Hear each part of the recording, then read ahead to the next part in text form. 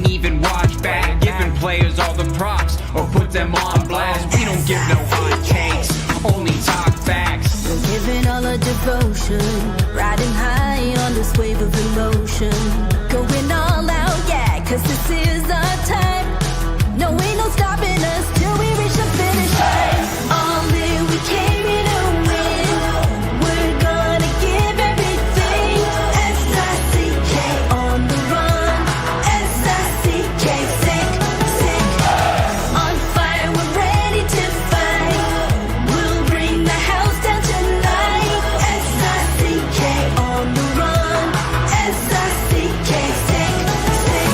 Play it on the car ride, play it when you lounge. X and O, you know that we can hold it down. Shout out to my man Sammy, got it off the ground. And to all the listeners tuned in right now, got debates, analysis, and speculation. This is sports talk for the new generation. You know where to find us, got a reputation. Sick podcast, your #1 sports destination. Giving all our devotion, riding high on this wave of emotion, going all out, yeah, cause this is our time. No, ain't no stopping us till we reach the finish line. All in, we came here to win. We're gonna give everything. S-I-C-K on the run. S-I-C-K, sick, sick. On fire, we're ready to fight. We'll bring the house down tonight. S-I-C-K on the run. S-I-C-K, sick, sick. S-I-C-K, it's the sickest podcast. Tune in for the audio, or you can even watch back, giving players all the props or put them on blast. We don't give no hot takes, only talk back. S-I-C-K, S-I-C-K, S-I-C-K, S-I-C-K, S-I-C-K, S-I-C-K, S-I-C-K. All in, we came here to win. We're gonna give everything. S-I-C-K on the run. S-I-C-K, sick, sick. S-I-C-K, it's the sickest podcast. Tune in for the audio, or you can even watch back, giving players all the props or put them on blast. We don't give no hot takes, only talk facts. We're giving all our devotion, riding high on this wave of emotion, going all out, yeah, cause this is our time. No, ain't no stopping us till we reach the finish line. All in, we came here to win. We're gonna give everything. S-I-C-K on the run. S-I-C-K, sick, sick. On fire, we're ready to fight. We'll bring the house down tonight. S-I-C-K on the run. S-I-C-K, sick, sick. Play it on the car ride, play it when you lounge. X and O, you know that we can hold it down. Shout out to my man Sammy, got it off the ground. And to all the listeners tuned in right now, got debates, analysis, and speculation. This is sports talk for the new generation. You know where to find us, got a reputation. Sick podcast, your #1 sports destination. Giving all our devotion, riding high on this wave of emotion, going all out, yeah, cause this is our time. No, ain't no stopping us till we reach the finish line. All in, we came here to win. We're gonna give everything. S-I-C-K on the run. S-I-C-K, sick, sick. On fire, we're ready to fight. We'll bring the house down tonight. S-I-C-K on the run. S-I-C-K, sick, sick. S-I-C-K, it's the sickest podcast. Tune in for the audio, or you can even watch back, giving players all the props or put them on blast. We don't give no hot takes, only talk back. S-I-C-K, S-I-C-K, S-I-C-K, S-I-C-K, S-I-C-K, S-I-C-K. Turn up your volume. Because you're about to listen to The Sick Podcast. The Eye Test with Pierre McGuire and Jimmy Murphy. The Stanley Cup winning Colorado Avalanche. And after 22 years, Raymond Moore The sickest NHL podcast. Brought to you by TCS Customs and Logistics. Moving pieces, delivering peace of mind. It's gonna be sick.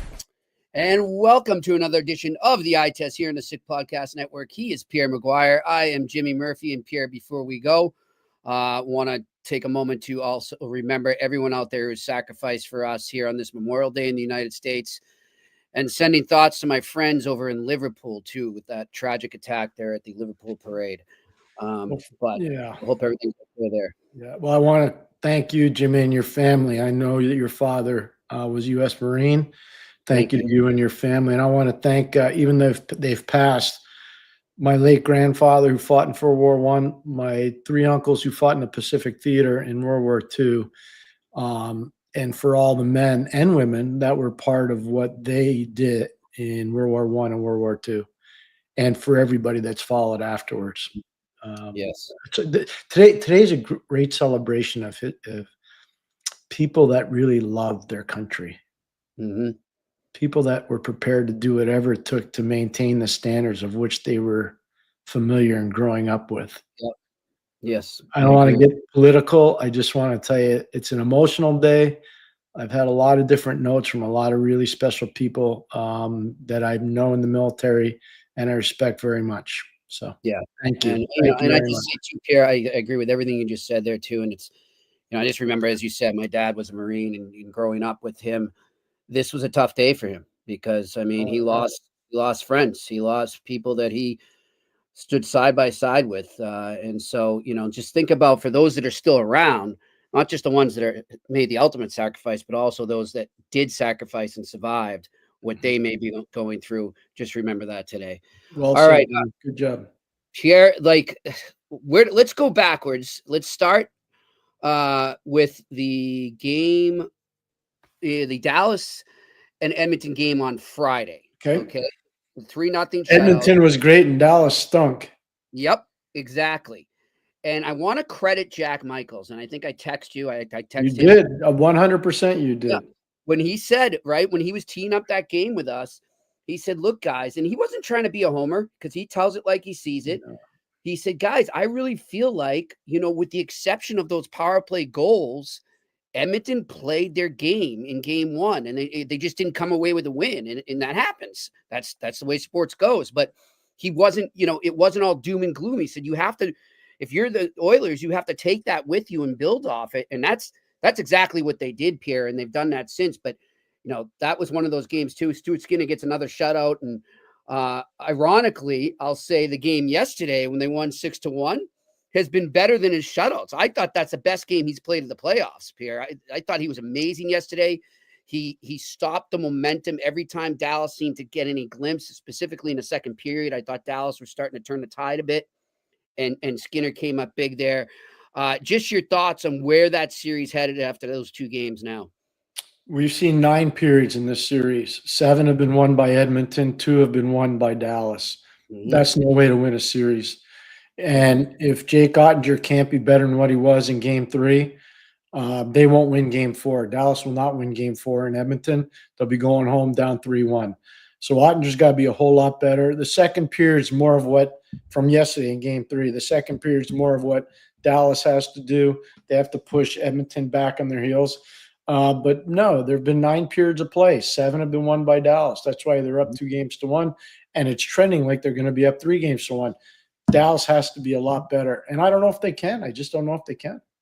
Yeah, I think one thing too that I've noticed, Pierre, as this series has gone on, and obviously it shows on the scoreboard, but just overall in the play, the depth guys for Edmonton are stepping up now. And look, I've been critical of their depth in the past, and I'll admit they're playing a lot better. Their bottom 6 and then their bottom pairing on D, they're playing a lot better than I expected they would heading into this series. And I think that's been a factor. I mean, because obviously you're focused on the big guns there. So when you exert all that energy to shut them down, and then you're like, whoa, wait a minute, there's another wave coming at me. It's got to be tough for the Stars to adjust. It is, but I got another theory on this. Stuart Skinner's making a lot of initial saves, and good for him. He must be so mentally tough to think where he was at the beginning of the playoff gets pulled after game 2. And then his first game back, it's game 3 against Vegas, and he loses with less than a half a second to go in the game. And then he shuts him out in game 4 and game 5. Yeah. Okay. So this guy must be, I know he's athletic, but he must be mentally tough. Yeah. Here's what I've noticed, and I haven't seen it anywhere. He's making a lot of initial stops, but I give Paul Coffey and Mark Stewart, the two guys that work with their defense, a lot of credit. Bouchard's better defensively. Klingberg's a ton better defensively. Kulak looks like he's a big-time stopper on the back end. Troy Stetcher's been amazing. Jake Wallman's been off the charts good. Still makes you wonder what happened in Detroit. And Darnell Nurse is playing well. Mm-hmm. He's playing well. I didn't say he's playing great. He's playing well. Yeah. So all those initial shots that he's making saves on, there's still a lot of rebounds unless he's getting hit right in the oil drop. Mm-hmm. You know what I'm saying? And those defensemen are doing a great job clearing the crease. And I give them a ton of credit. And I believe Paul Coffey and Mark Stewart are a big reason why that's happening. That's a great observation by you. And on that note, Pierre, would you say that one of the things that Dallas needs to do better then is to rush the net a little more? They got to get mean. Yeah. Like I don't know what happened. The team that I saw beat Colorado and the team that I saw beat Winnipeg. Yeah. Now, again, those are hard series. Like they were down 2-0 in game 7 on home ice to Colorado. Mm-hmm. So how much gets sucked out of your system from that to come back? Right. And then you got to go and play Winnipeg, and not easy. No. Like people can say whatever they want. Winnipeg's hard, man. Like, especially up there. Mm-hmm. Winnipeg's a tough place to go and play. And their team is well coached and they're hard to play against. So I don't know how much Dallas has left in the tank. And I can see Edmonton's got a lot left in the tank. Yep. That's interesting. All right, let's switch over to the East there. And look, everyone right now, and rightfully so, but I'm not saying it's over until it's over. But everyone's writing the Canes off. They're saying they're going to get swept again. And the thing that I don't understand here, Pierre, and look, I know this has been a common theme here, right? We look back to 2 years ago when Rod Brind'Amour said in the post-press conference after his team was swept, that wasn't a sweep. Like these were really tight games. The series was a lot closer than obviously what the series record said. I'll give him that. At the moment I said, all right, I know what you mean because I covered a couple series like that with the Bruins. I think of one of them was the Bruins-Penguins, where, it was a lot closer than what the series record was when they swept. And if not for Tuukka Rask, the Bruins don't win that in 2013. But I look at this and it's just, you can't say that this time. They're just completely being outplayed. And what worries me the most, Pierre, and I didn't expect them to be meaner than the Panthers, but there's really not much response. There's got to be more of a response there. You're not going to outmuscle those guys. I get it. They're bigger. They're meaner. But you got to have some kind of response. And you look at the Panthers, right? It's a wolf mentality, right? They're group toughness. It's not just about fighting or one guy laying down a lot of hits. It's a group thing. It's a wolf pack mentality. And I'm not seeing any of that from the Canes. And unless they can muster that up in this game, this is a pride game. Even if you lose, you got to go down swinging. But I don't even know if they can do that right now, Pierre. So there's a few things. One, we talked about it last week. The tail of the tape at center ice isn't even close. Oh, it's ridiculous. They don't have anybody like Sam Bennett. They don't have anybody like Barkov. Lundell's better than Stahl. He is. Right now he is. And whether it's Nosek or Sturm in the 4-hole, Carolina gets slaughtered at the center ice position. Sebastian Aho is not better than Bennett. He's not better than Barkov. So then it comes down to, is he better than Lundell? And you know what? Some people would say he's not. Not. But I don't know whether he is or isn't. But I know one thing. 4 lines center deep, Florida crushes them. It is not even close. Then you got to look at the defense. Brady Shea just won a gold medal with Team USA at the World Championships. He used to be part of their team. Brett Pesce used to be part of their team. And they're asking for offense. Jake Gensel was pretty good. So I told you before the season, I'm staying with this, and I hope Carolina comes back and makes it a series. It's better for everybody. Exactly. It's better for everybody. But what I told you, I'm sticking with it because if I was wrong, I would have been the first person to do a mea culpa. You don't have to worry about reminding me. I know what I said. This is a referendum on analytics. Yes. And you want to know why a team loses 15 straight games in the Eastern Conference final? Do the homework. Mm-hmm. This is a referendum on analytics. Okay, so here's my question to you, Pierre. And I know, I mean, you can't answer for them, but do you think, so let's say this ends up concluding tonight, right? And they go down, and once again, it's proven that if you go all in on analytics, you're not going to get over the hump. You got to mix it up, and the playoffs is a whole different story, and you have to adjust. But my thing is, okay, so 2 years ago, they're still doing the same thing now. And other teams are the same way. Are we going to see, do you feel in your heart of hearts that the teams that go all in on analytics will finally admit that they're wrong? Or better yet, Pierre, will their owners say, okay, I gave you the chance to prove that this was the right method to take. We got to think of something else now. Do you see change coming if the Carolina Hurricanes, who are the kings of analytics, get swept here? I can't say that because I don't know. I don't have a good feeling about it. I don't know. But here's what I do know. And I'm only going to tell you what I know. I got 2 different general managers call me yesterday. One was to talk about certain situations around the league, and one was to talk about analytics. And I told you about the analytics call. Yep. And he's like, I've been listening to you. You know what? And what you're saying is right. He goes, the problem is that group is in. Like they established a footprint and they're embedded now. They're in. So now you're going to have to go to your owner and say, okay, well, I'd like to cut my analytic budget by, $500,000. And I'd like to put that towards more boots on the ground scouting. Mm-hmm. So if you're the manager, that's almost like firing a coach, especially in these turbulent business times. Because it, everybody knows it lives in the real world. Like the owners are real world people too. They are. Even though they're rich doesn't mean they can't lose money. They lose money just like everybody else. Yeah, exactly. And trust me, it's not fun to be around a team when there's a springtime cash call. Let me, you can vouch for this too, Pierre, but I mean, as you know, I talk to a lot of scouts all the time, and this goes on. Well, the best part is the scouts watch this show. Yes. That's why I love doing this, because I love those guys and girls, by the way, because we got women scouting and we got guys scouting. Yep. And I respect the heck out of that profession. Those people are the true workers with trainers that are alienated and oppressed in our business.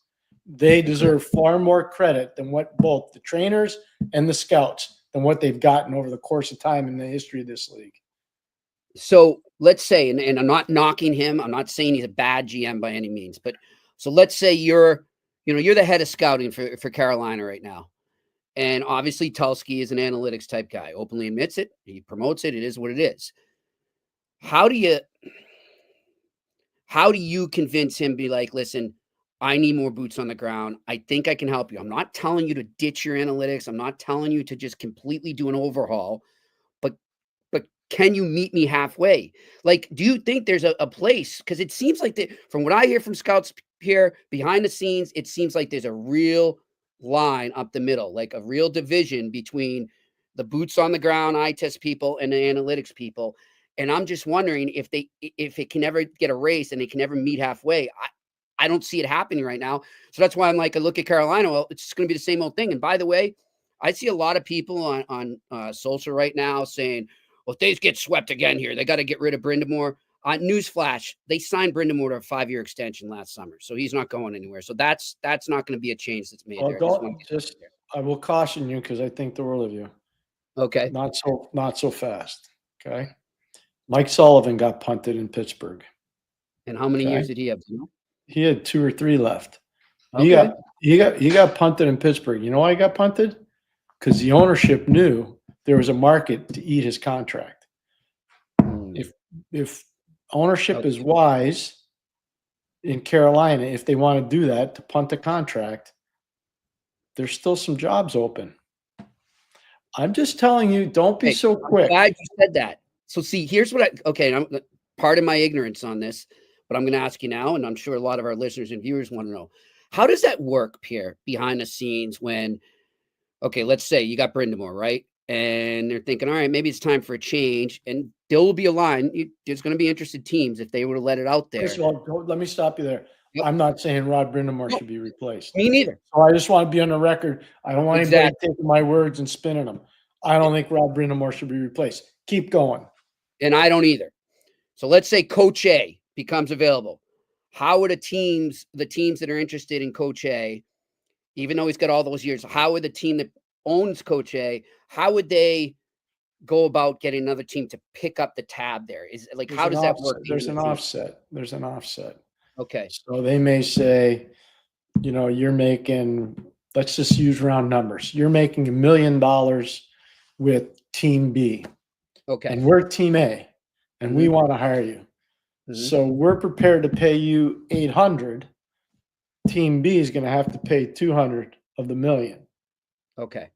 So there's always an offset if you have contract time. Now I'm going to say, in the case of New York and Pittsburgh, I'm not sure there was an offset. I think Just because that New was a York. deal of convenience. Okay. I'll I just got say that. I'll just say that. And then like you just what? I mean, you present it to the league. Is this okay? And they okay it. That's how it I don't works. know that part of it. That. That's above my pay grade. All I've right. had it happen to me. I've had it happen to me twice. Uh-huh. And it works out. It's Okay. it's not a problem. As long as both sides are interested in doing it. Yeah. Yeah, you can't make less than what your original contract was. So if Gotcha. because it's a league. Right. So now where it was a little different back in the day was if you were in Canada and you were making Canadian money, Mhm. and then you went to the States, it was a it was an accounting nightmare Oh, I bet. because you're dealing with different laws and you're dealing with different currency. So now almost, I would say, every player contracts in US Mhm. dollars. And I'd say 95 to 98% of the coaching contracts are in US. I can tell you this, the last contract I did for myself, and I did not use an agent, it came close to not working because I said, there's no way I'm taking Canadian dollars. And the owner that hired me, he and I did the deal together. He said, is that what you're prepared to give up the job for that? I said, yeah, 100% I am. Wow. And he says, okay. And then 2 minutes later, he said, done deal. There you But go. I said, 100% I am. I'm not doing that. Not taking that for unless it's in US money. Interesting. All right. Well, we will see, but we're not there yet at all. What is Carolina and what do they have to do, Pierre? But do you, in your heart of hearts, think they can do it against this Panthers team right now? No, I don't think they can. No, I don't think they can. I do think they can win a game, but I should think they'll win the series. I don't think they will.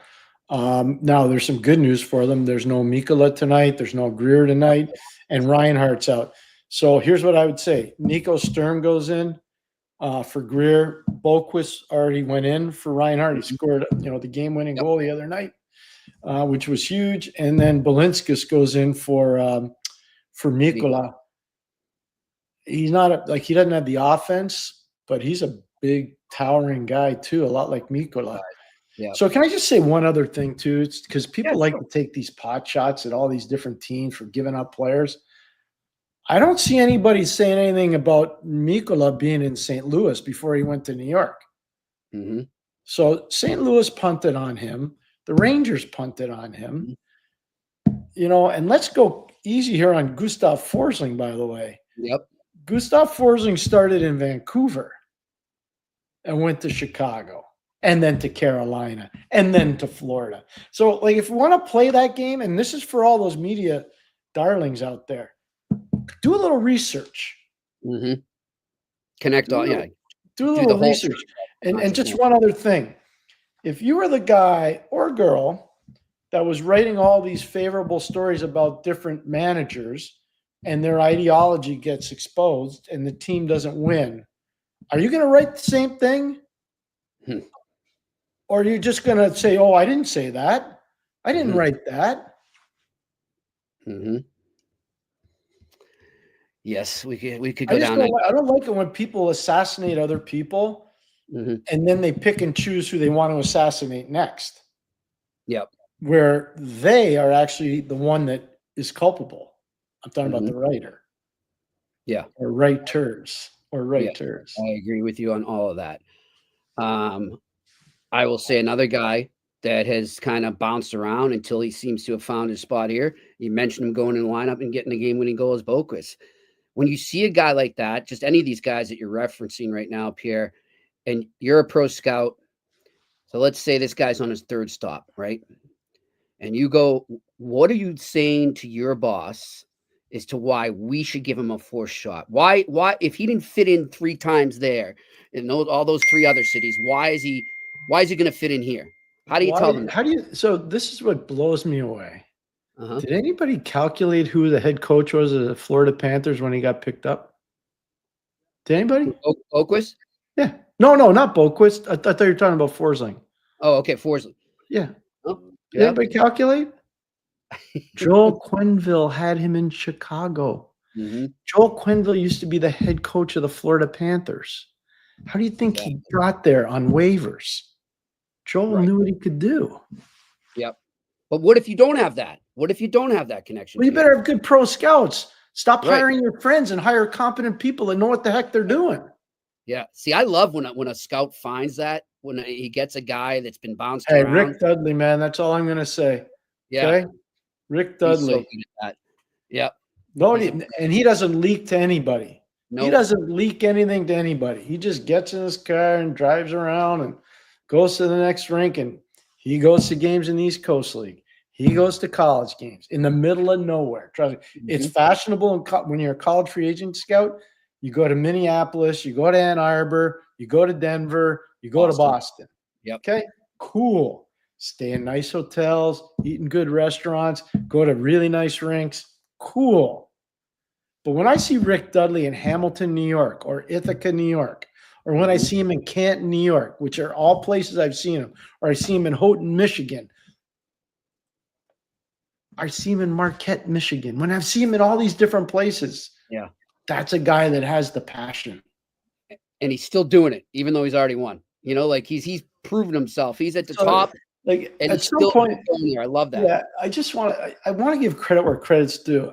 And I know maybe this ticks people off. I'm tired of all the half milers pretending they ran the mile. Rick Dudley is a miler who actually runs a mile and a half. Yeah. Mm-hmm. There's so many half milers out there that pretend they ran the mile. Mm-hmm. And eventually that's going to stop, because I think, and I told you this for 3 years now, I think the owners are up on it now. Yeah. And shoot. I think we lost Pierre there. Apologize. We will be back with him, but he makes a great point there about Rick Dudley. And by the way, I met Rick Dudley back in 2008 at the World Championships in Quebec City. All right. And this guy had already, I believe he'd already won with Terry. I don't know what happened there, Jimmy. I have no idea. Don't worry about it, my friend. That was crazy. What were you saying? No, I was just telling, I was giving him my connection to Rick Dudley. I was saying how I actually had the pleasure of meeting him back in 2008 at the World Championships. And it's amazing that he's still going. He's still doing everything you're saying. What are we now? 17 years later. It's pretty amazing. So it's so many. Like, he's not the only one. There are a lot of really good guys out there. A lot of really good ones. And then you got some that aren't so good. And those are the guys that leak. And those are the guys you read all the fluffy stories about. Mm-hmm. Yeah. Pierre, you don't have to name a name if you want, but do you have one of those, those guys that you found that have bounced around a little and people were down on him and he was just kind of bouncing on waivers or what have you, and you were able to get him a spot and he revitalized his career, so to speak? Yeah. I didn't do it, but I was right next to it when it happened. Scotty Bowman found Gordy Roberts.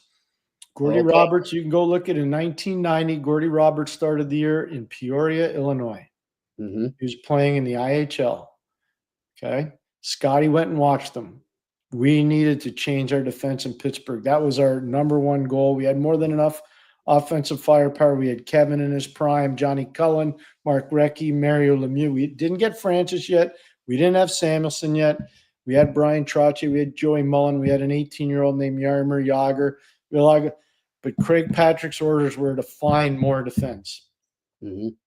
So when we started the year to when we finished the year, There was only one guy that started the year and finished the year that was in our top 6. His name's Paul Stanton, who played at the University of Wisconsin and went to Catholic Memorial, who was a really useful player for us. Paul had a very nice career. He's doing amazingly well after life after hockey in the building business. Couldn't be more proud of him as a person and as a player. But if you look at that defense in Pittsburgh, Murphy was new, Taglianetti was new, Samuelson was new, Roberts was new, Jimmy Pack was new. All the guys we finished the season, there was only one that started and finished, and it was Stanton. But Gordy Roberts was playing for Peoria, Illinois, and Scotty Bowman went and watched him, and he said, Craig, this guy can help us a ton. He can. And Gordy, who's at the last legs of his career, played 2 years in Pittsburgh, won 2 Stanley Cups, became a free agent, and hit the mother lode and went to the Boston Bruins. Yep. For another 3 or 4 years. Yeah. So you ask, there's a perfect example. That's a great story. That's exactly what I was trying to and I know Scotty watched all the time, and I'm telling you, he'll never take credit for it, but I know because I was on the receiving end of the calls, and he was like, here's what he does well, here's what he doesn't do well. And I'm like, nobody knows this better than you. Like, why are you afraid? Bring that up. Like, go for it. Let's get him. Yeah. And we did. But Scotty did that. You know, Craig had to pull the trigger, and he did. Yep. See, those are the stories I love. I love hearing That's that. scouting. That's all scouting. And Scotty, that's the part of the Bowman that never gets enough love. And this is for the younger people out there. You see all the time his coaching record. Bowman this, Bowman that. I'm telling you right now, A ton of hats. he knew players better than any coach I've ever worked with in the league. Like at all levels. Yep. You'd be shocked. I get calls. What do you think of this guy? I'm like, how do you know who that is? I just saw him play. He's 91 years old. Wait, who was it? It wasn't McKenna, was it? Who was the young kid, the young up and comer right now that he saw play when he was like 11 or something? No, wow, he saw a lot. He saw No, but recently, this last year, and he called. Was it McKenna? Oh no, he called me. It was Lane Hudson. Lane Hudson, yeah, it was Hudson. Yeah, sorry. It was Lane Hudson. I'll never forget that. But just think about that. He said, Pierre, I just saw an 11-year-old defenseman. He's a little undersized. Pierre. But I'm telling you right now, this guy's going to be in the NHL. And I'm like, what's his name? He goes, Lane Hudson. Here's another one for you. He called me up, and Ovechkin was 14. And he says, hey, Pierre, this kid Ovechkin's coming over from Russia with a travel team. I was living in Toronto at that time. This was way early, like 99, 2000. Right? Scotty was involved with Detroit. Yep. So he goes, I want to come in and watch the guy. Can you pick me up? So I got him, and we went to the game. And we watched Ovechkin play. And he goes, oh, this guy's really good, Pierre. I said, yeah, thanks for the news flash. Oh, and I'll just leave you with one more. No, you go all day with it. And again, I love to brag about my friend. I do, because he never brags about himself. So I'll brag about Scotty. This is the last one. And I don't want to break the hearts of fans around the league. Jimmy, would you please go look at when David Pastrnak was drafted by the Boston Bruins? I believe it was 25 or 26. If I'm wrong, please tell me. I think it was 26, but let's double check. 25. You're right. Yeah, 25. I knew it was 25 or 26. Okay. Yeah. So, Jimmy, what I'd ask you to do is just go from 19 to 26. In just that draft? read me the names, Jimmy, please. Okay. 1 sec. Let's do that. And I think I know where this story's going, but let's go. All right. From 19 to 26. 19, Tampa Bay took Tony DeAngelo. Okay, 20, so Chicago. let's just stop there. That was a mistake. I think the world of Tony, but Tampa made a mistake. Go ahead. 19th overall. Yeah, Okay, 20th, Nick Schmaltz to the Chicago Blackhawks. Scotty Bowman worked for Chicago. I think we would both agree, as much as I think the world of the Schmaltz family, David Pastrnak's a better player. Keep going. Robbie Fabbri at 21st to St. Louis. Who's better, Robbie Fabbri or David Pastrnak? No, I think that's easy. Says Okay, enough right next. there. Kasperi Kapanen to Pittsburgh. Who's a better player? Yeah, Okay, next. Oh, this one. 23, Colorado takes Connor Bleakley. Next, please. I don't want to Okay. insult anybody. 24th, Vancouver Canucks take Jared McCann. He's had a very good career. but Very not better nice than David. career, but he's not David Pastrnak. Next, please. And now David Pastrnak goes at 25th.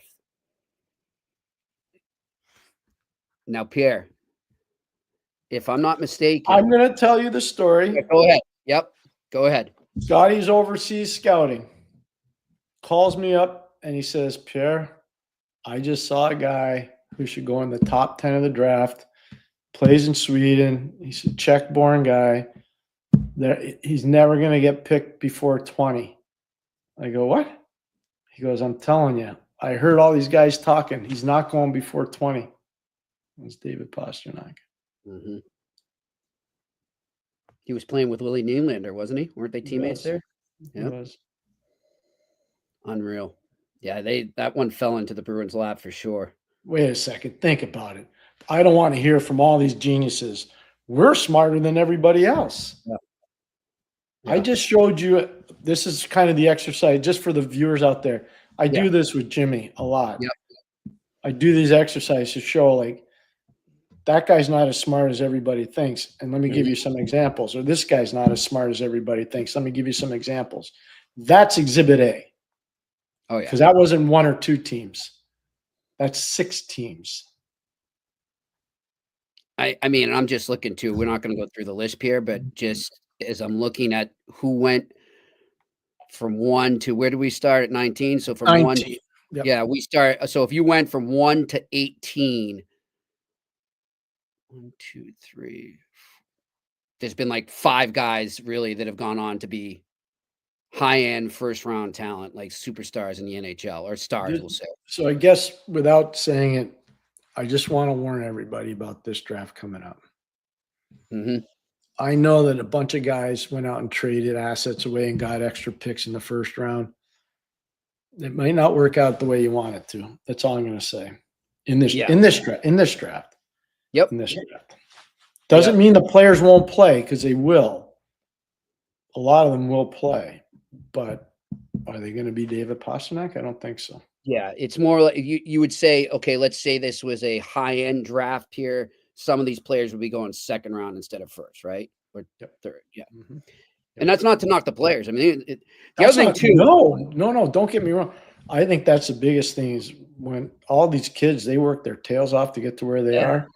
You know, I know how hard it is. I deal with it all the time. I got a kid going through the process now. Trust me. I know what they go through, and I would never do. I don't want to do that to anybody because I know how hard it is. But I'd also tell you that this is not 03. This is not 15. This is a different draft. And remember that if your team takes a guy, let's say in the top 10, and he hasn't turned into a superstar right away, and it's 3 years down the line, and he hasn't even really cracked the NHL lineup, just remember that it's not his fault that he was in this draft and was picked maybe higher than he would be in, say, like Pierre said, in a more high-end draft like 2015 or 2003, or you got to remember that. I'm with you, Pierre. Like, I feel so bad sometimes for these kids because it's like it gets saddled on them, and it's like, hey, it's not my fault I was picked there. So I am who I am. So Jacob Fowler's had 2 marginal games. Okay. Oh, geez, everybody, I know. And now all of a sudden he can't play. I'm like, I'll bet you money that guy's going to be a starting goalie in the NHL. Mm-hmm. I'll bet you money right now. If you don't agree with me, bet me. Yep. This is why they play there. The best part about being in the American League or even the East Coast League for goalies, there's an eraser.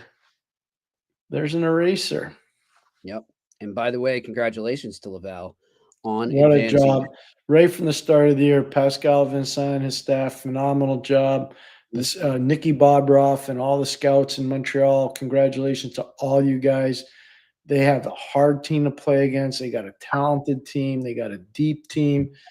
They got everything. They got toughness. How about Florian Jackie's goal on Friday night? My God. Unreal. Backhand laser beam off the rush. That's pretty special. Oh, They're getting And Montreal. I know most of the people listening to this are excited because they're Montreal fans, but the ones that aren't Montreal fans, just warning you now. I know you love to hate the Canadians. Buckle up, man. Yep, they're The coming. next 7 to ECHL 10 years there are going to be murderer's row to play against them. They might have their ECHL team in their conference final in the Kelly So Cup too. they're on their way to Florida. They have to Yep. play. If they lose game 6, they got to play game 7. 6 and 7 are back to back down in Florida, just north of Naples. And but they're, geez, Louise, they're up 3-2 against Florida. Nobody ever thought that.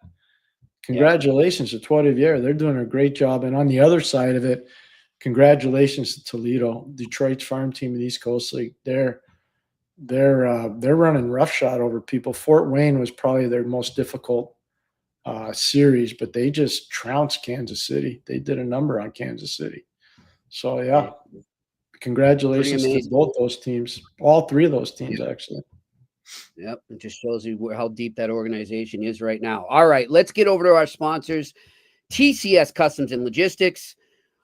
You can unlock the full potential of your shipping operation with TCS Customs and Logistics. From around the corner to around the world, flatbeds to air freight, customs clearance to drawback consulting, TCS is a one-stop shop for all things transport, moving pieces and delivering a peace of mind. For no obligation customs or freight quote, contact sickpodcast@shiptcs.com.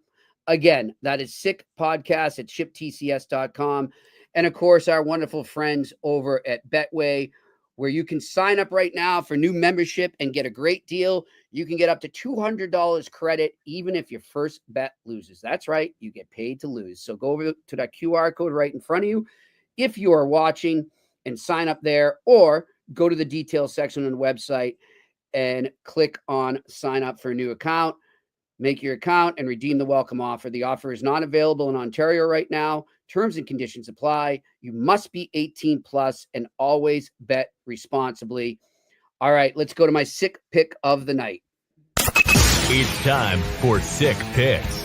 Brought to you by Betway. All right, I'm going to look at it right now. And sorry, Carolina Hurricanes fans. I would, as Pierre said, I think it's better for the game if you win, if the Canes can pull off a win here and force a game 5. I just don't see it happening right now. Florida's just got that go for the jugular mentality. They're not going to let up right now. So it's going to take a really big turnaround for the Canes to get out of this, and I can't see it happening. That's why I'm suggesting you look at the Florida Panthers. You don't get much value if you bet them just on a money line. So go to that 60-minute regulation line I've told you about, and you can get the Panthers at minus 120. So take that. And then if you go over to points, he just keeps showing that he's still got it. And that's Brad Marchand, who won a Stanley Cup way back in 2011. He's hoping to do it again now in 2025 with the Florida Panthers.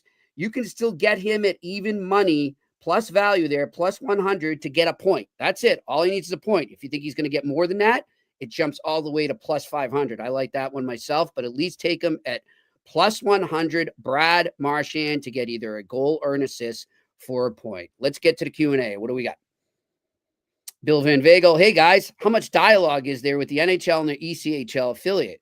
For example, Trois Rivières is still alive. What is Habs management looking for in those games? A lot. Consistency, toughness, coachability, guys that can battle through adversity.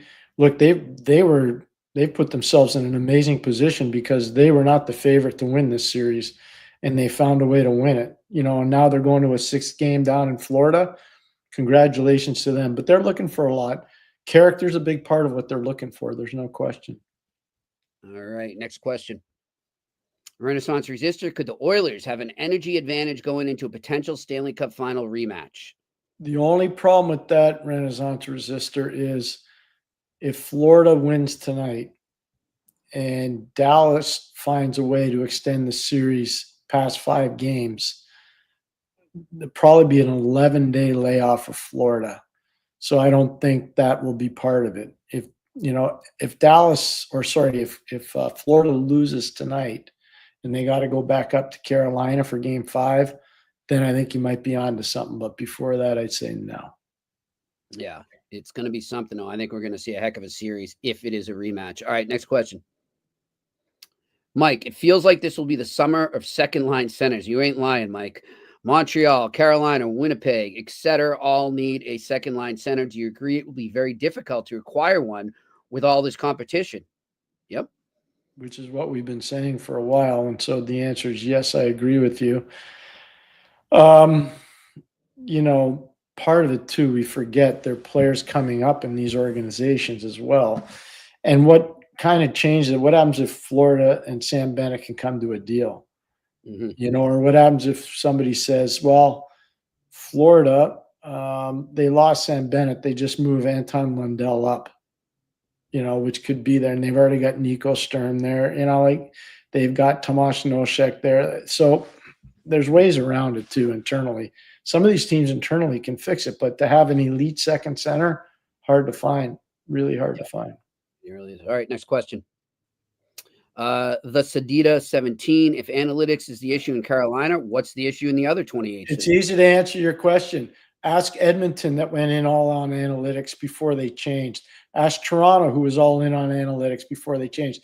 Ask the Buffalo Sabres that haven't made the playoffs since 2011, I believe. Ask them about going all in on analytics. There's a lot more that went all in on analytics, and it's a big problem for some of these teams, and they're just finding their way out of it over the last couple of years. Yeah. So with all due respect to the questioner, and some of them are going through rebuilds. Mm-hmm. They're going through total rebuilds. Because it sent them backwards. Yep. All right, next question.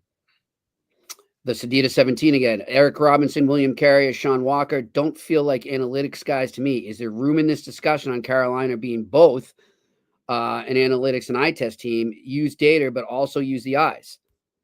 So go ahead, Jimmy. I would say, and I'm on record as saying it, but I'm being proven wrong right now. I felt, okay, maybe I was duped. Maybe I wasn't paying attention close enough. I felt towards the end of this season, down the stretch, and in the first two rounds, that they did combine a little better. They weren't so heavy on the analytics. I felt like they were doing some stuff better there. I also felt like Rob Brindamore was making better adjustments. But it's gone in this series. I don't know what's happened. So I'll bite one on that. I thought there was a combination. I'm with the questionnaire here, Pierre, so I made a mistake. No, but I also would say that Carey is a good signing because he's got Stanley Cup street cred. He's very digestible cap-wise, and he brings a certain element to the game. There's no question. There's no question about it, but it's limited offense. Mm-hmm. And the same with Robinson. Robinson was part of an ECAC championship team at Princeton. He's a really good skater. He's one of the elite skaters in the league. He truly is. But again, very limited offense. And Sean Walker is a good player. He is. But again, limited in terms of what you're going to get over the course of an 82-game schedule or a playoff push. Yeah. So, again, I'm going to say one other thing. Mm-hmm. And nobody wants to talk about it. But there were other management people in Florida before Billy Zito got there, and they tried to build their team through analytics. They did. And I did games when they were trying to do that through analytics where they were getting close to 8,000 people a game in Florida, and it was a disaster. It was an unmitigated disaster. And they're very fortunate they had an owner like Mr. Viola who could afford the losses. I will tell you that right now. Mr. Viola has been an amazing owner for the Florida community, an amazing owner. I'm just telling you. I would say, Pierre, and I think you'd agree with me too, that one of the biggest things in this series or leading into it and that enabled Florida to really shut them down is that when you go so heavy on the analytics, you're predictable. Like they're so predictable, right? I'll say this. I can be swayed to think that there's parts of analytic discovery that work. Oh, yeah. But I would just like somebody to present to me an analytic number that measures heart, courage, desire, and fearlessness. Mm-hmm. And if you can, I will listen to you. Mm-hmm. But I don't believe that number exists because I know one professional football team tried to do it, the Atlanta Falcons, and it did not work. Mm-hmm. Like, don't think that I'm just some rube sitting on a stone in the middle of a field saying, analytic, don't work, boy. I'm not that guy. I do a lot of studying, And I can tell you the highway's littered with teams that went straight analytics and it didn't work. And now a lot of them are in major overhauls and rebuilds. Yep. Totally. All right, next question. Russell, did the Hurricanes mess up by not trading for a depth defenseman at the deadline? They messed up at the beginning of the year when they lost two guys to Brady Shea, who they chose to move, and then obviously Brett Pesce. Mm-hmm. They didn't identify that at the beginning. That's on them. That's not on anybody else. That's not on analytics either. It's nothing to do with it.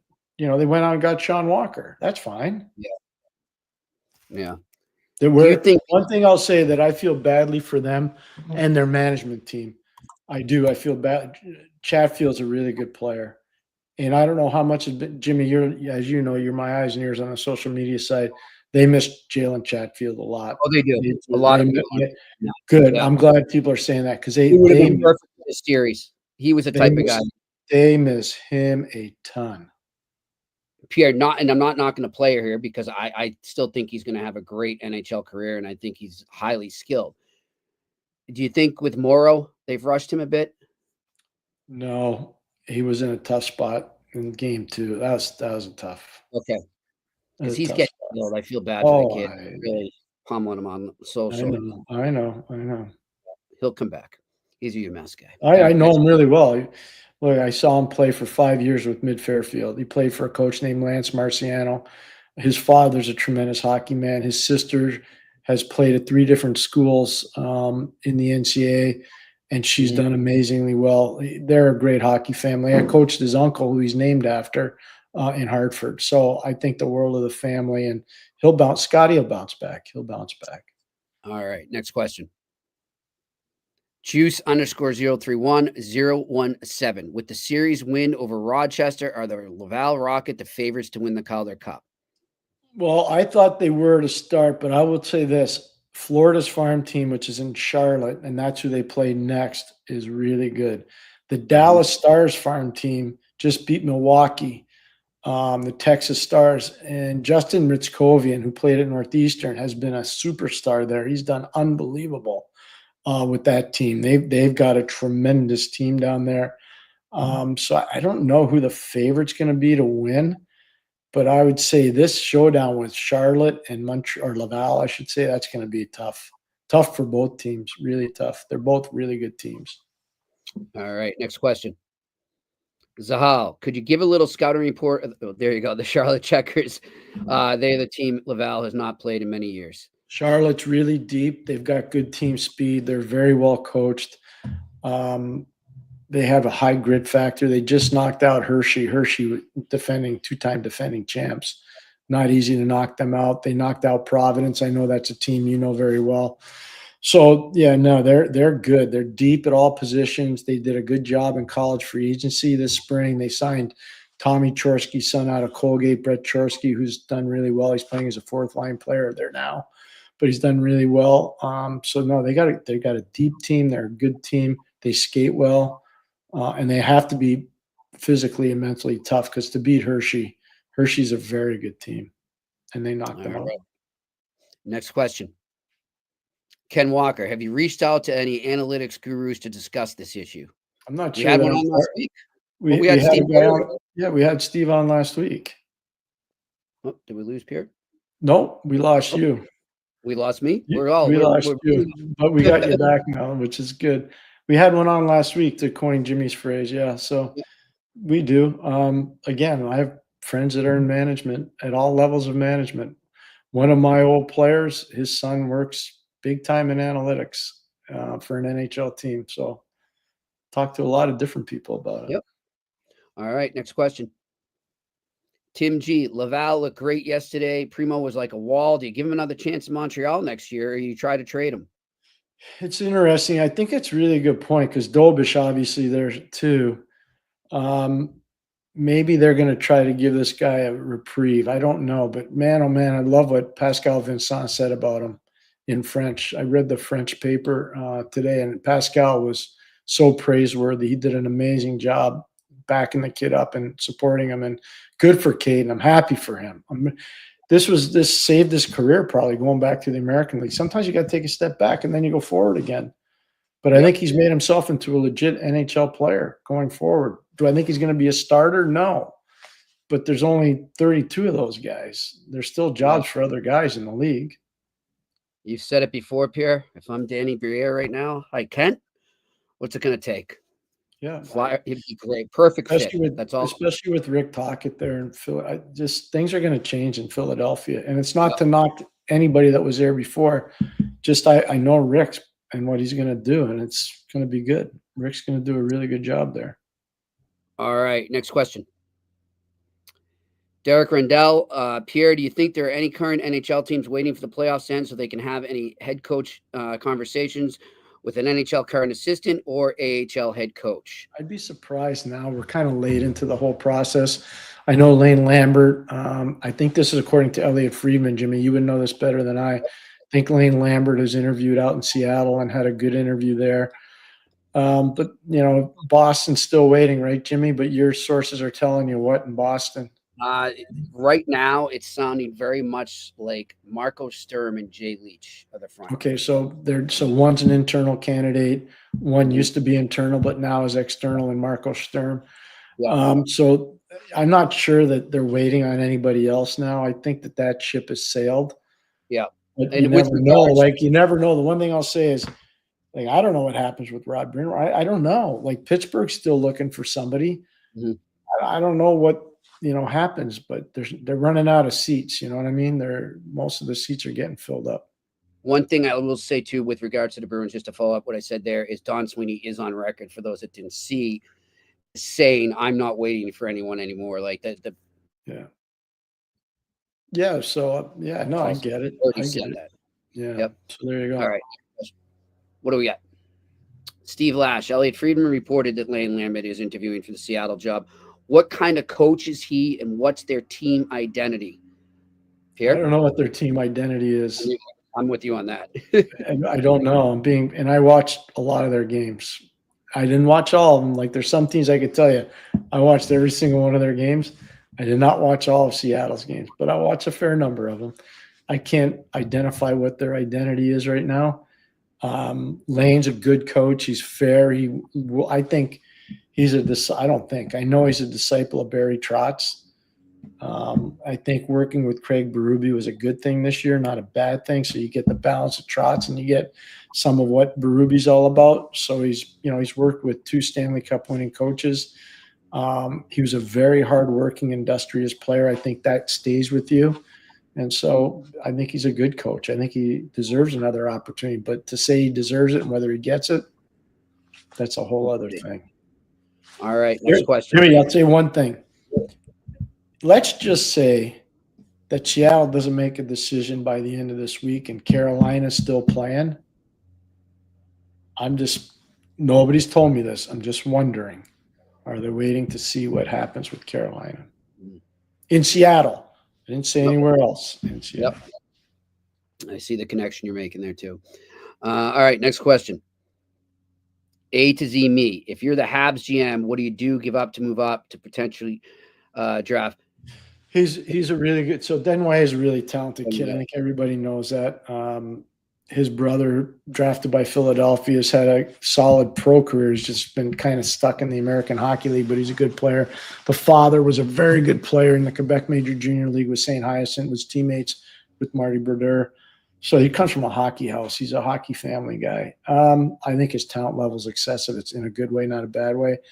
I don't know if I'd be trading that much, though, if I were Montreal, because I think your pressing needs a second center. I'd be trading more to get a second center than I would to get a player that's probably 2 and maybe 3 years away from really being an impact player in the league. I think Montreal's plan, and this is just me speaking, I think their plan, I'm with Pierre, like they're going to, whatever picks they have, if they are going to move them, they're moving them for NHL bodies. That's the way I look at it. That's what I think, but I don't know that for sure. Like Jeff has not told me that, and nobody from the internal part. That's what I'm admiring about them. They might have people that leak, but I don't think they got a lot of people leaking because I don't see much. It's more speculation from Montreal than it is, leakage. Yep. I'm with you on that. All right. Next question. Perlo Wisdom. What's up, Perlo? Do you think teams will take it easy in free agency this year and save it for the bumper crop next year? Look at Toronto. Well, it's interesting. It depends on if you identify the player that might be able to help you. So I'll just say this. What happens if you're a team that does need a second center and you think John Tavares is that guy and Toronto can't come to terms with him? Mm-hmm. He wants to keep playing. Mm-hmm. That's just one example. Are there going to be offer sheets? I personally don't think there will be, but I don't know that. I think a lot of guys got afraid last year internally because of what happened with St. Louis and Edmonton. I think they'll be, way more prudent in terms of managing their assets a little better than what Edmonton did. It's interesting. Skinner and Arvidsson, healthy scratches. For the majority of this playoff, yeah. Healthy scratches. All right, next question. Bill Van Vagel, what stock does Hockey Canada management put into Canada losing to Denmark? Did management learn anything about the players, or was it just one of those games? I think they learned a lot about the whole tournament. I do. I think Canada learned a lot. There'll be adjustments. I think they learned Celebrini can play with star players. Right. Which is good. That's a big thing. Right. I don't think it's doom and gloom, though, Pierre. I mean, I heard you with Mitch this week. No. And like you said to Mitch, it's like this isn't like when they lost in the juniors or something. They're not going to reevaluate their process and all this. I mean, their best players are playing in the Stanley Cup playoffs. Put Connor McDavid in that game. Yeah, and I'm not going to throw names out there, but Pierre, you sent this to me. Somebody out there trying to say that USA, and congratulations to USA. It's a great win. And by the way, that was an awesome goal by Thompson. Just a really beautiful goal. Beautiful. Oh my gosh. Really beautiful. And class, of course, I figured they would, but it's still you need to say it. Classy move, by the way. They represented Johnny Gaudreau. Very much so. Great for Zach Werenski. Great job by Zach. Great job by Zach. Let's pump the brakes. And it's not to knock that tournament. It's a great tournament.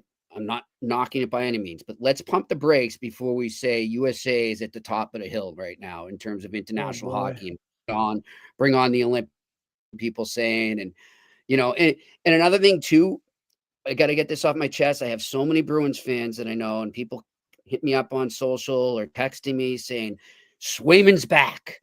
It's great what he did. It's help him. It's only going to help his confidence going in the off season. I agree. But he wasn't playing against he wasn't playing against the complete NHL. It's an 82 game season in the NHL is a lot different than, 5 games in May overseas. On big ice, by the way. On big ice against teams that aren't completely assembled with NHL. Can I just say one thing? I don't know why, but I know that the Russians are not invited to the Olympics and they weren't invited to this event. And this is not political. This is just a fact. No, we're just talking hockey. About politics. Just nothing to do with politics. Has nothing to do with, my grandfather was from Ukraine. So, I mean, this is nothing against politics with Russia Ukraine or Russia. I'm picking sides and that stuff. I'm just telling you straight up, like, the Russians aren't going to the Olympics. Right. And without them there, it's not 100% best on best. And when I read somebody say, well, the Americans, the 4 nations, they got to the front. How do you know that? The Russians weren't there. The Czechs weren't there. The Slovaks weren't there. How do you know? How can you actually say that or write that? And then to say, American hockey's at the top of the pillar now because they won World Junior and they won the World Championship. How do you know that? Like, how do you know they're better than the Russians? You don't know that. I don't know that. But I know one thing. If the Russians were there, I'd be prepared to cede you that point. But the Russians aren't there. Yeah. And that's just a fact. It's just like, Pierre, if we were looking just, let's say, NHL teams, right? And for whatever reason or not, Florida had gotten bounced in the first round, like a huge upset. You look later on and you're saying, well, this team went on, and you don't take away what a team accomplished that went deeper than them in the playoffs. But you still have to wonder in the back of your head, would they have beaten a team like Florida? Would they have beaten the defending champs? I mean, that's just natural. We're just talking hockey. It's not about choosing sides in the war or any of that. No. I'm with Pierre on this, though. The the Russians are very skilled players. Some of the best players in the league are from Russia. Those players are not participating in these tournaments right now. So thereby, you cannot say it's best on best. I just think that's fact. So, all right, next question. Ethan Russell, have you been able to catch any of the World Championship? If so, watching Loch Mellis, do you think he has got a good chance, or will he make the roster at a training camp? I think he's going to be given every shot, Ethan, to make that roster. Does he make it? That's a whole other question. I don't know. But I've loved everything I've seen so far. But let's just see, right? Because the NHL is a whole different thing. So, but I do think he's going to turn out to be a solid player in the NHL. He's not going to be a superstar, I don't think, but he's going to be he's going to be a good player. He's good. He's a good player. First time I saw him play was in Kiruna in northern Finland. Wow. Yeah. Yep. He's good. Another great. He's a good player. Carvey stole him. Yep. That was a good pickup for UMass. He's a good player. Really good player. By the way, UMass got some good players coming, huh? All right, next question. I've been following. Carvey, I hope you're having a great holiday weekend. Congratulations too on your daughter graduating. Big Bill. Pierre, how valuable has Billy Ryan been on the scouting and development departments for the Habs? I don't know, Bill. I wish I could tell you. I don't know. I don't know him personally. I know people who do, and I've heard nothing but great things about him. But I can't answer that question. But I'll just say, by all accounts, he's a great hockey guy and a great person. That's all I can tell you. But I don't know because I'm not dealing with that part of it. But yes, I've heard the same things Jimmy's heard. Next question. Bill Van Vagel, what does a coach do during the offseason to stay sharp? I mean, they should know their systems down pat, or do they feel they need to reinvent themselves, or are they scouting other players' teams? It's a great question. They're doing a lot of that. They're staying in touch with their players, not overwhelming their players because you don't want your voice to get old with your players, but you stay in touch with certain guys. You follow up on what they're doing with their offseason plan. You're evaluating tape of changes that could be happening with other teams in your division more so than maybe in the conference or in the West if you're an Eastern team. So you're doing a lot to stay sharp, but more than anything else, it's such a grind, Bill, that you really need some time. A lot of these guys need time off. It is a beat down grind. I'll just speak from experience. 90, 91, 92, I don't think I was home in those 3 years more than 100 nights in 3 years. And the second year I lived in an apartment in Pittsburgh with Scotty. So I don't even know. I would say it was less than 100 nights I was home in 3 years. Wow. All right, next question. Bill Van Vagel, Pierre, who was your most colorful backup goalie you enjoyed coaching? Backups usually are pretty colorful. Frank Pietrangelo, Wendell Young, Jeff Reese, Damian Rhodes. Well, first of all, I had Frank in two cities, Pittsburgh and Hartford. Wendell was great. He was funny as all get out. He still is. He's a manager in Chicago in the American League. Yeah. Jeff Reese, it's a goalie of record when I got my first ever NHL head coaching win in Old Miami Arena. That's cool. And I coached against Damian Rhodes. I never had Damian, so I don't know. Okay. But I would say the funniest of that group would have been Wendell. Wendell was a prankster. He was funny. He was witty. Still is. Real hockey guy, true hockey guy. He knew all the other team's players. He was funny. Wendell was really funny. I obviously never coached any, but I got to cover plenty. And I say in terms of covering and just being around him a lot after practice, Anton Hudobin, Pierre. And you got to cover him. Oh, I got to know him really well. What a character. He's a very funny guy. Very funny. I was doing a game in Dallas once. It was a playoff game, and he was sitting next to me, and I was standing.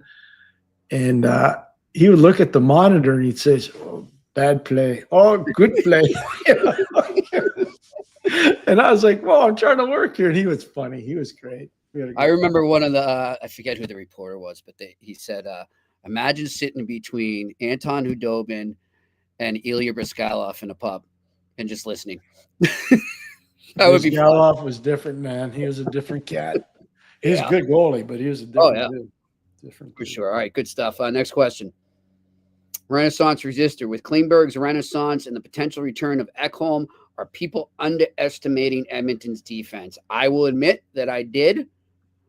But even when he was in there, there was something missing to that D. They've impressed me. I'm just going to hand out saying Wallman's not getting enough credit. Wallman's been And you good. mentioned Obviously, Kulak's been really good. I talked about him before. He's been excellent. So, no, their defense is good. That's why I said Coffey and Stewart there, those two guys who work with the D deserve a lot of credit.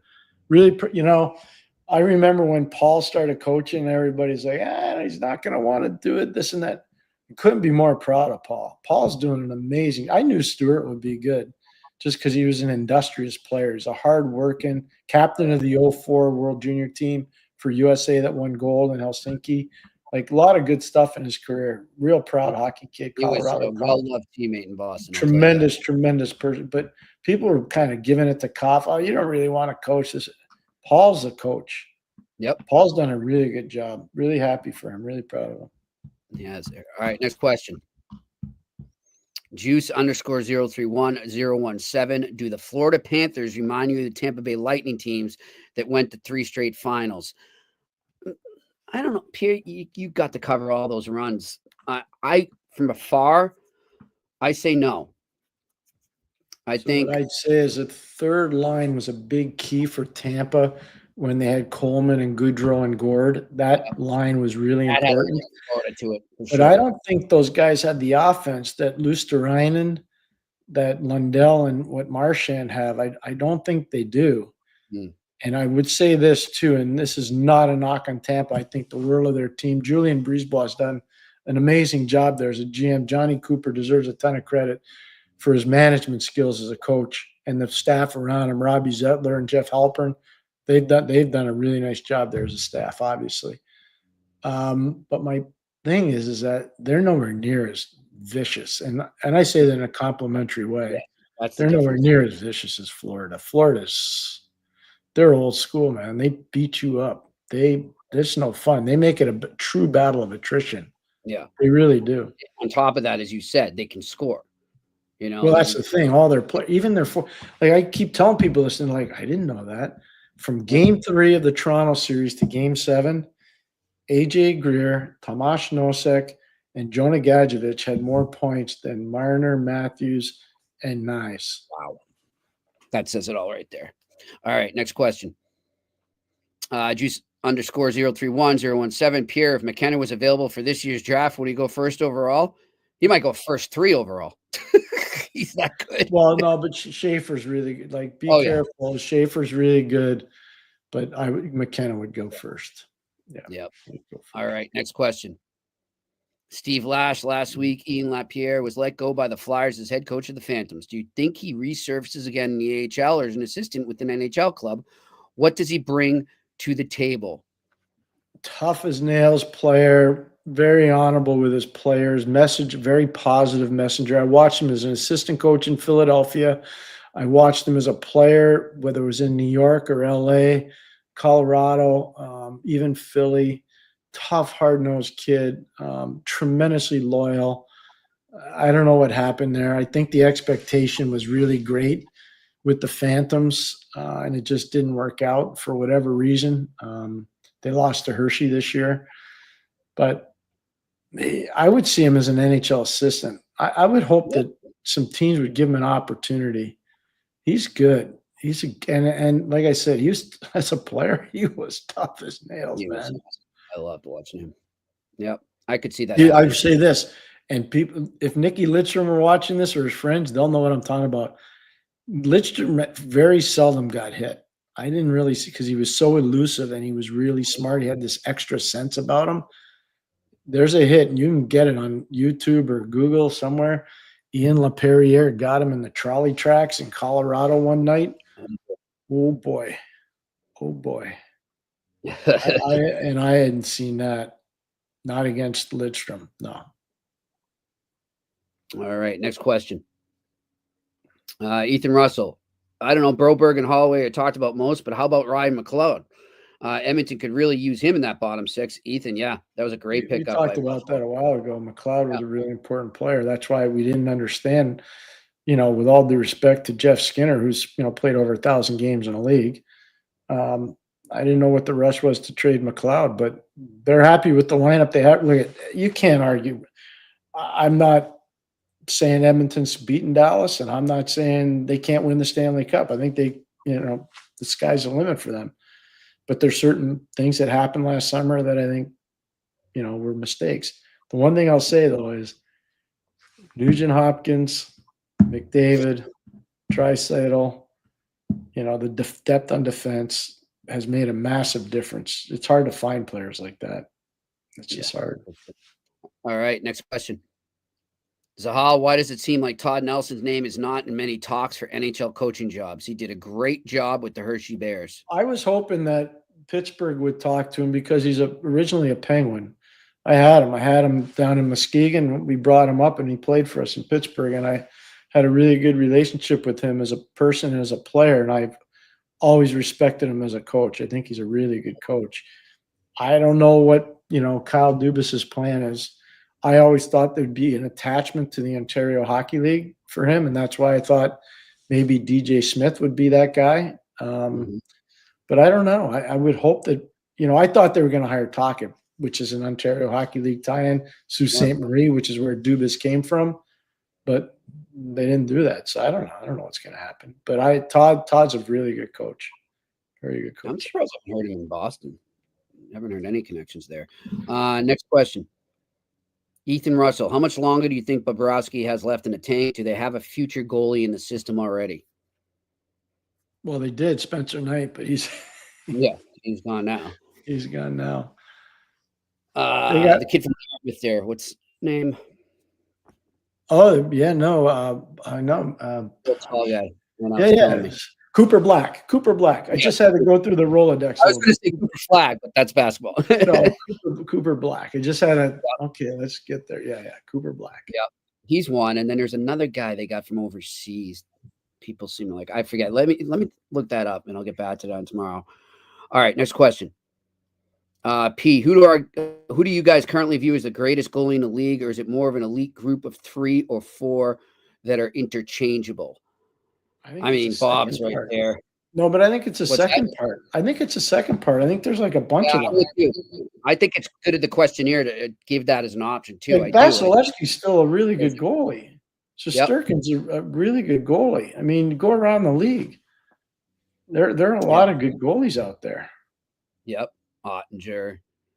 I mean, Hellebuck, I know he hasn't gone far in the playoffs, but, yeah, there's a great group out there right now. We'll see. All right, that looks like it's it for our questions here today. We want to thank everyone out there for all your questions. We love doing that with you every show, and come back and ask us more tomorrow.